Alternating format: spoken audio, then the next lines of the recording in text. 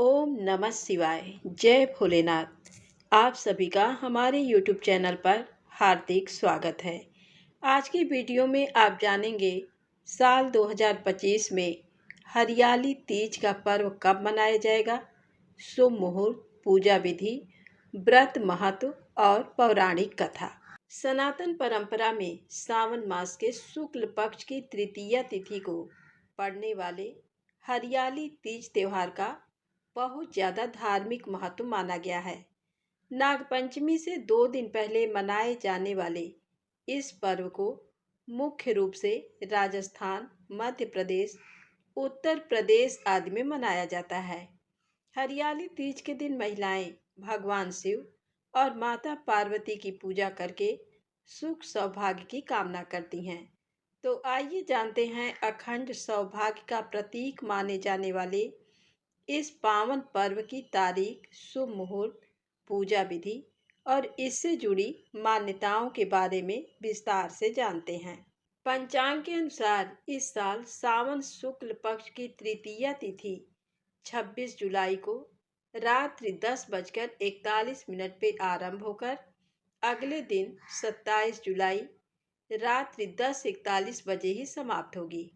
ऐसे में उदया तिथि के अनुसार हरियाली तीज का पावन पर्व 27 जुलाई 2025 रविवार को मनाया जाएगा। इस दिन अभिजीत मुहूर्त दोपहर 12 बजे से लेकर 12:55 तक रहेगा, जबकि रवि योग 27 जुलाई को सायंकाल 4:23 से प्रारंभ होकर 28 जुलाई को प्रातःकाल 5:40 तक रहेगा।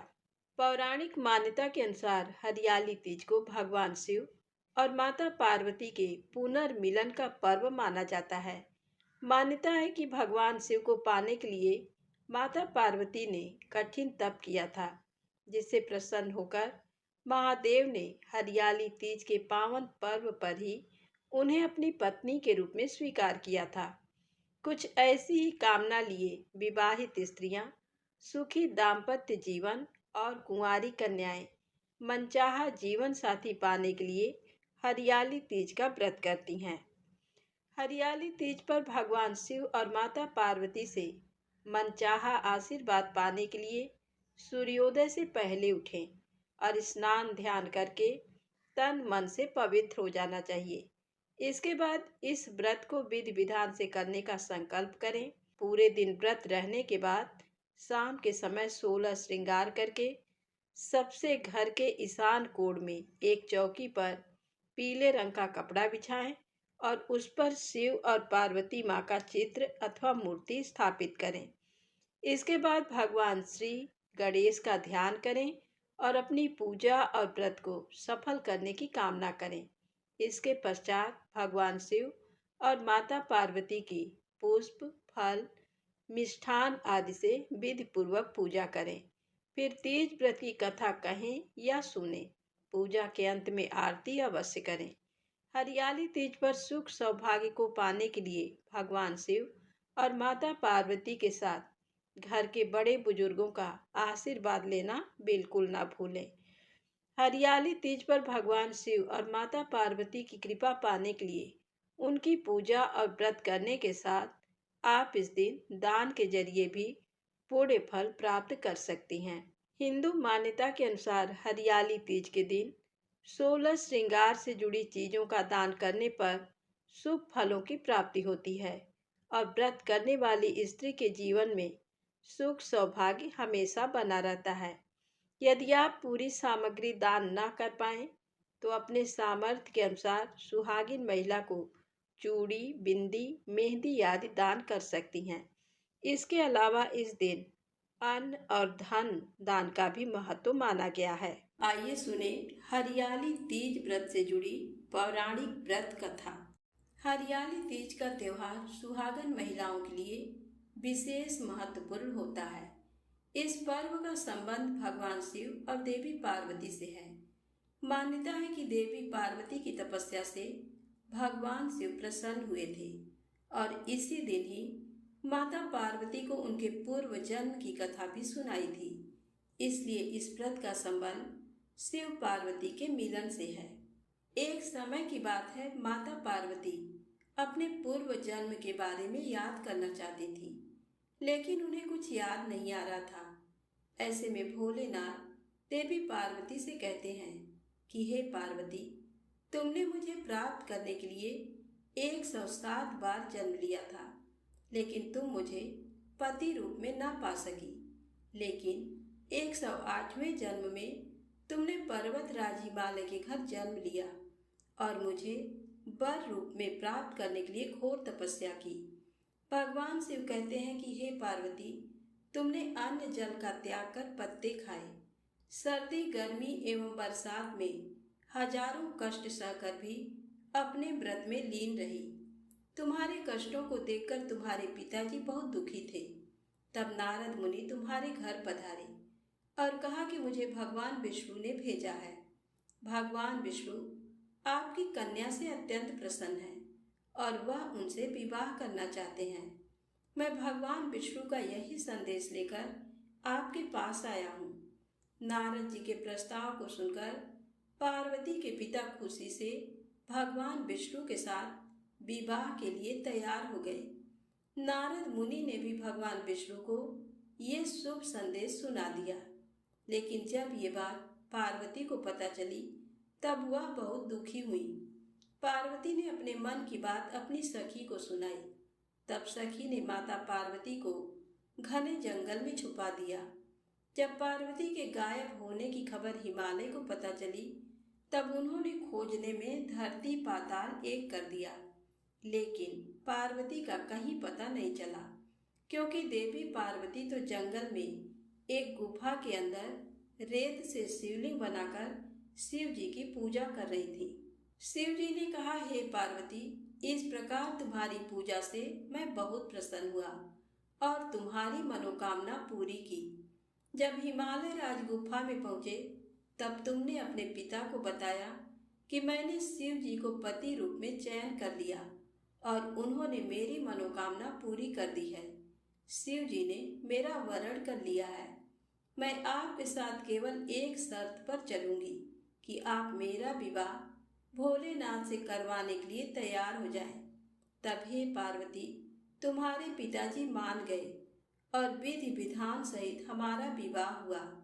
हे पार्वती, तुम्हारे कठोर तप और व्रत से ही हमारा विवाह हो सका। भगवान शिव देवी पार्वती से कहते हैं, हे पार्वती, इस हरियाली तीज को जो भी निष्ठा के साथ करेगा, मैं उसको मनोवांछित फल प्रदान करूंगा। उसे तुम जैसा सुहाग मिलेगा। तब से कुंवारी कन्याएं अच्छे वर की कामना हेतु ये व्रत रखती हैं। वहीं सुहागन महिलाएं अपने पति की लंबी उम्र के लिए इस व्रत को रखती हैं। भविष्य पुराण में देवी पार्वती ने खुद बताया है कि हरियाली तीज का व्रत करने पर महिलाओं को सुहाग और सौभाग्य की प्राप्ति होती है। सावन महीने में तृतीय तिथि के दिन कई वर्षों की कठिन तपस्या के बाद देवी पार्वती ने भगवान शिव को पति रूप में पाने का वरदान प्राप्त किया था। इसलिए इस व्रत का बड़ा ही महत्व है। तो प्रेम से बोलें, गौरी माता की जय हो, शंकर भगवान की जय हो। आइए सुने भगवान शिव माता पार्वती से जुड़ी अगली पौराणिक कथा। माता पार्वती शिव जी को पति रूप में प्राप्त करने के लिए घोर तपस्या कर रही थी। उनके तप को देखकर देवताओं ने शिव जी से देवी की मनोकामना पूर्ण करने की प्रार्थना की। शिव जी ने पार्वती जी की परीक्षा लेने सप्त ऋषियों को भेजा। सप्त ऋषियों ने शिव जी के सैकड़ों अवगुण गिनाए, पर पार्वती जी को महादेव के अलावा किसी और से विवाह मंजूर न था। विवाह से पहले सभी वर अपनी भावी पत्नी को लेकर आश्वस्त होना चाहते हैं। इसलिए शिव जी ने स्वयं भी पार्वती जी की परीक्षा लेने की ठानी। भगवान शिव प्रकट हुए और माता पार्वती को वरदान देकर अंतर ध्यान हुए। इतने में जहां वह तप कर रही थी, वहीं पास में तालाब में मगरमच्छ ने एक लड़के को पकड़ लिया। लड़का जान बचाने के लिए चिल्लाने लगा।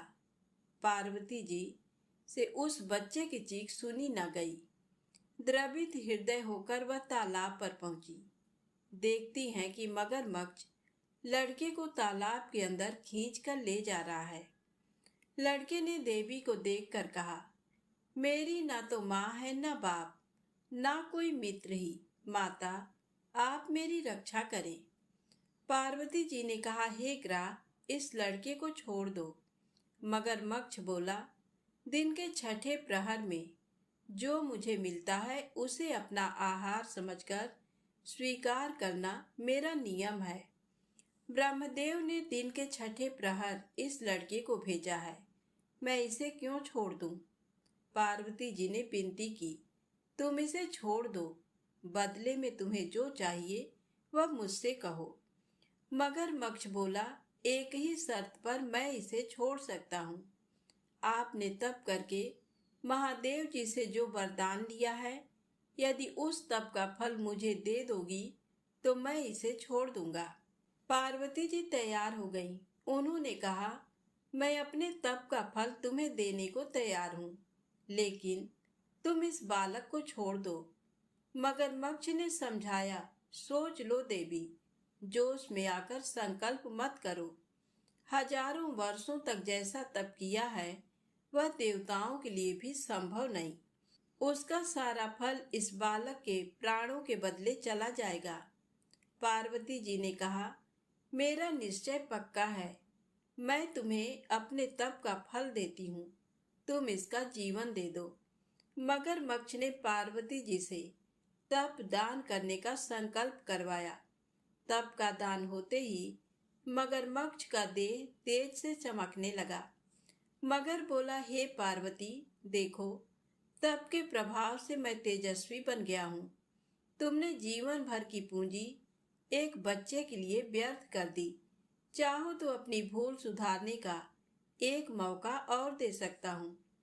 पार्वती जी ने कहा, हे ग्राह, तब तो मैं पुनः कर सकती हूँ, किंतु यदि तुम इस लड़के को निगल जाते तो क्या इसका जीवन वापस मिल जाता? देखते ही देखते वह लड़का अदृश्य हो गया। मगरमच्छ लुप्त हो गया। पार्वती जी ने विचार किया, मैंने तप तो दान कर दिया है, अब पुनः तप आरंभ करती हूँ। पार्वती जी ने फिर से तप करने का संकल्प लिया। तभी भगवान सदाशिव फिर से प्रकट होकर बोले, पार्वती, भला अब क्यों तप कर रही हो? तब पार्वती जी ने कहा, प्रभु, मैंने अपने तप का फल दान कर दिया है। आपको पति रूप में पाने के संकल्प के लिए मैं फिर से वैसा ही घोर तप कर आपको प्रसन्न करूंगी। महादेव बोले, मगरमच्छ और लड़के दोनों रूपों में मैं ही था। तुम्हारा चित्त प्राणी मात्र में अपने सुख दुख का अनुभव करता है या नहीं, इसकी परीक्षा लेने को मैंने ये लीला रची। अनेक रूपों में दिखने वाला मैं एक ही एक हूँ। मैं अनेक शरीरों में शरीरों से अलग निर्विकार हूँ। तुमने अपना तप मुझे ही दिया है, इसलिए अब और तप करने की जरूरत नहीं। देवी ने महादेव को प्रणाम कर प्रसन्न मन से विदा किया तो प्रेम से बोले, शंकर भगवान, गौरी माता की जय हो।